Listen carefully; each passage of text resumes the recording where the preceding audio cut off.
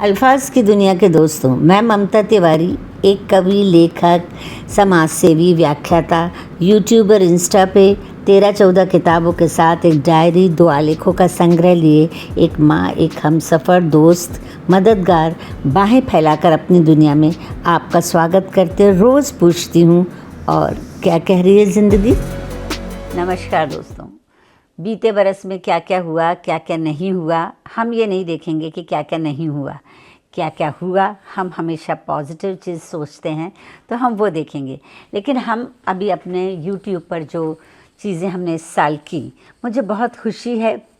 मैं अपनी टीम का भी धन्यवाद करना चाहूँगी कि मुझे बहुत खुशी है कि हम लोगों ने काफ़ी मेहनत की और हमको इसका पुरस्कार YouTube ने अपना शेयर पार्टनर बनाकर किया।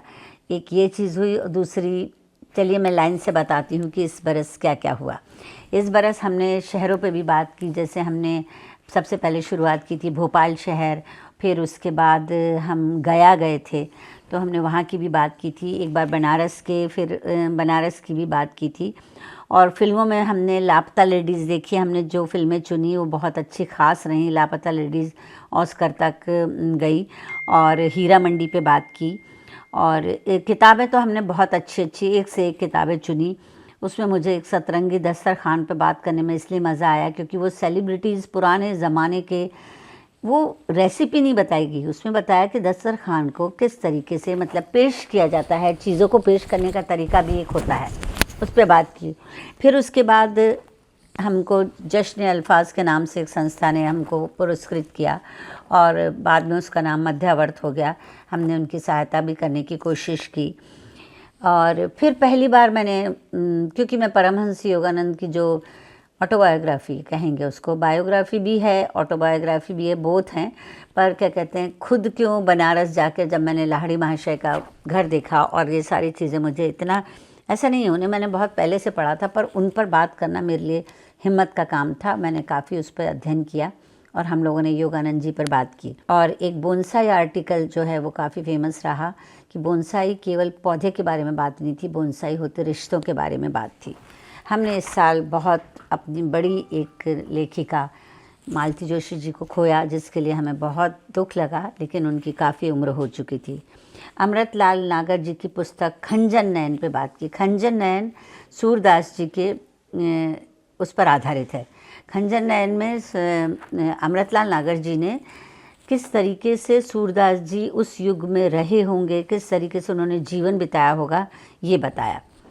इसके बाद हम आए, एक बार हमने थोड़ा सा मीराबाई के पद पे भी बात की। हालांकि मीराबाई पर बात करना अभी बाकी है, क्योंकि मैं उससे संतुष्ट नहीं हूँ। ये उतना अच्छा नहीं बन पाया, क्योंकि मीराबाई एक बहुत बड़ा नाम है, उनके लिए हमें बहुत मेहनत करनी पड़ेगी। उमराव जान अदा पे बात की, मिर्ज़ा हादी रुस्वा का नावल था। और इसके बाद हमने एक पॉडकास्ट किया था the Everest girl Megha Parmar पे, ब्रजेश राजपूत की किताब पे।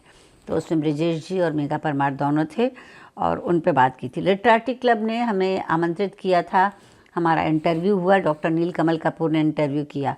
और उसके बाद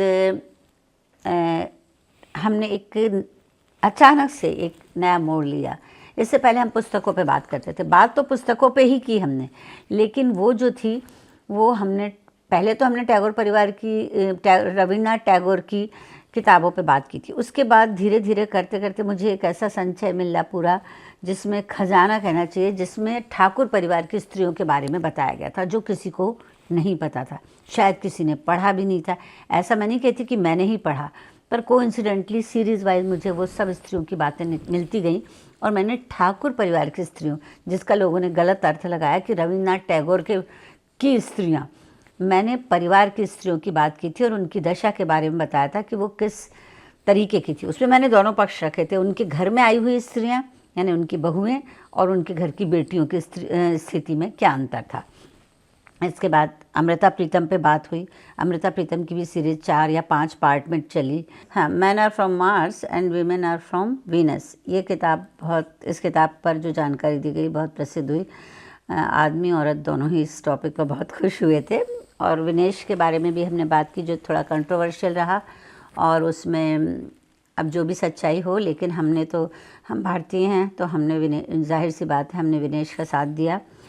इसके बाद नेक्स्ट पर्सनालिटी में मैंने किताब चुनी थी। गुलजार साहब की पर्सनालिटी पे तो बहुत बातें हो चुकी थी। मैंने जिया जले करके किताब चुनी थी, जिसमें गुलजार साहब जो गाने लिखते हैं बिल्कुल अद्भुत होते हैं वो। तो किस तरह से अद्भुत होते हैं और किस तरह से बनाए जाते हैं। उन्होंने एक गाने का जिक्र करके, शायद परवीन जी थी जिन्होंने उनका वो इंटरव्यू लिया था, और पर गुलजार साहब ने जो चीज़ें बताई और वो 2 पार्ट में गया था, वो बेहद अद्भुत किस्म की बातें थी। कोई ऐसे भी लिख सकता है, ये हमने पहली बार देखा। इसके बाद भद्रवासी साहब ने मेरा एक इंटरव्यू लिया था, वो भी 4 पार्ट में गया। और अब फिर हम आए मीना कुमारी पर। मीना कुमारी का मैंने सोचा नहीं था, मेरे पास बहुत सारा मतलब लिखा हुआ मटेरियल भी था, लोगों से सुनी हुई बातें भी थीं। कुछ मेरे फिल्मी दुनिया के दोस्त हैं जिन्होंने मुझे इसके बारे में बताया था, और अभी भी कुछ कंटेंट मेरे पास है जिसके बारे में बात की जा सकती, क्योंकि लोगों को मीना कुमारी का पोर्शन बहुत पसंद आया था। लेकिन अब मेरे पास 2 पार्ट के लायक और है, पर सबका आग्रह है कि मैं फिर उसको दुनिया के सामने लाऊं, तो मैं उसको ज़रूर करूंगी, और थोड़ा सा धैर्य रखिए आप लोग। और फिर उसके बाद मैंने इस आखिरी महीने में अपनी पुस्तक, जो मेरी कॉफ़ी टेबल बुक थी जिसमें मेरी 11 किताबों का कंपाइलेशन था, रफूगरी, उस पर बात करी। और इतनी सारी चीज़ें होने के बाद अभी आखिरी महीने में हमने 12 नवंबर को सुबह मैंने बताया ना, लोग जनरली क्या करते हैं, अपनी किताबें लिखते हैं फिर उनको पढ़ के सुनाते हैं यूट्यूब पर। यहाँ मैंने एक अनोखा काम किया कि सुबह सलामत और शब्बा खैर 3-3 लाइनर जो शायरी थी वो मैंने पूरी इकट्ठी की और 2 किताबों के रूप में निकाली, सुबह सलामत और शब्बा खैर। तो ये 2 किताबें मैंने लॉन्च की, और हमारी संस्था ने काफ़ी कलाकारों को और इन सब को प्रोत्साहित करने के लिए उनको पुरस्कृत भी किया, बच्चों को भी पुरस्कृत किया गया। और अब नया वर्ष आने वाला है, तो इसके लिए मैं पहले ही आपको बता दूं कि नए वर्ष में बीते साल की तो एक नज़्म मैं आपको पेश करूंगी, और हमारे प्रोग्राम में क्या क्या परिवर्तन आएगा ये मैं आपको 1 तारीख को बताऊंगी। लेकिन मैं चाहती हूँ कि अगर आपके दिमाग में कुछ आइडिया हो, या आप कुछ चाहते हों कि इसमें ये परिवर्तित किया जाए, या हम ये सुनना चाहते हैं, तो मैं ज़रूर आपकी बात को ध्यान में रखूँगी और सुनाऊँगी। और इसी तरह से आप खुश रहें, मुस्कुराते रहें नए साल में। मैं अपनी टीम से संदीप और योगेश और मैं ममता तिवारी, और कभी कभी हमारे गेस्ट एंकर जो आते हैं बद्रवासी की तरफ से, आप सभी का धन्यवाद करती हूँ, और उम्मीद करती हूँ आप अपनी नई चीज़ें भी बताएंगे और इसी तरह हमें प्यार देते रहेंगे। यूट्यूब का बहुत बहुत शुक्रिया, धन्यवाद।